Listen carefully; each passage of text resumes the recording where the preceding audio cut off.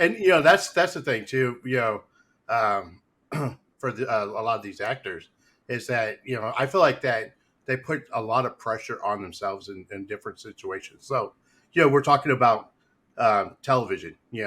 When you go in and you're performing, especially like on a show like Chicago Med or Lincoln Lawyer, where you're with all these professional actors. So you want to make sure that you're on point in the middle of and that you're not gonna that you don't mess up in the middle of a Yeah. scene.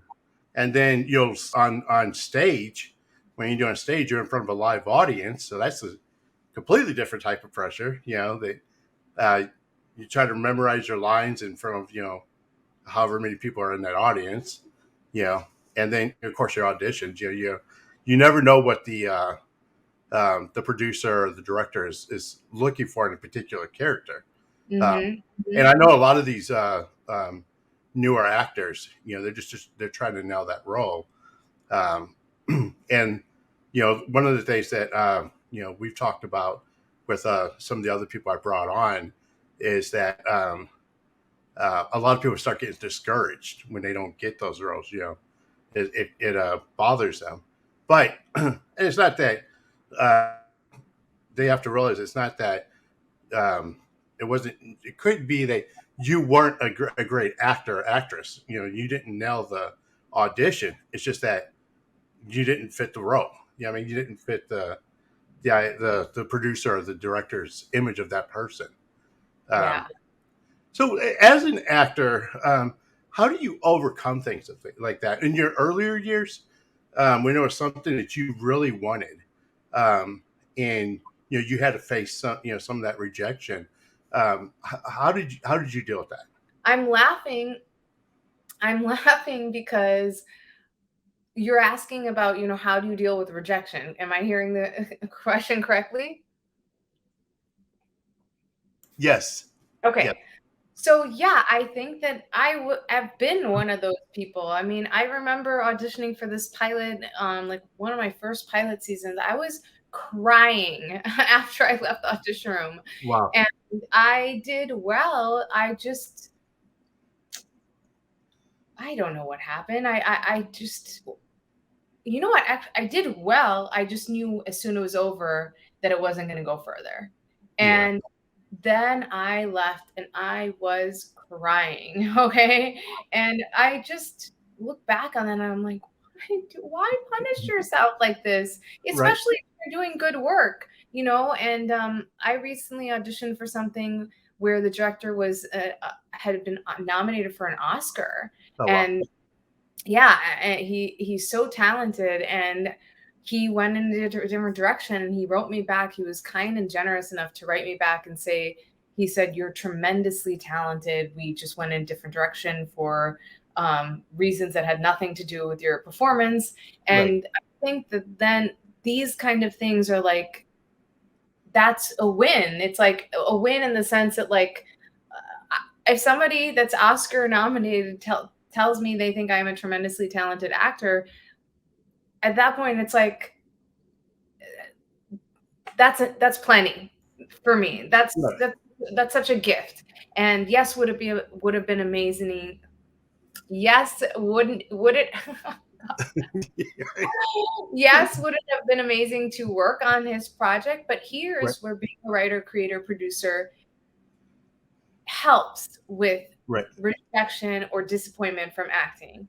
I now know that it isn't personal. It doesn't even have to do with your talent a lot of the time, these casting decisions, and that I want what's best for their projects.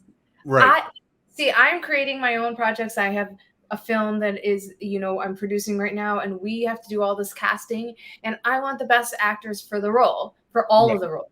And they have the same situation. So Right. it's like, I want the best actors for my project, and I want the best actors for their project. And if I'm not that, whether it's I'm not the right fit or not the right choices that I made in the scene, then actually it's like a very like bless them, bless me kind of attitude. Right.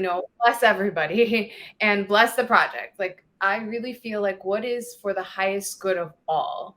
And Right. that has freed me, which I don't think I understood before. I just wanted to be in everything. And Right. so I wasn't. And I always just had a lot of like, I think I just attached a lot to more to acting than it than is healthy.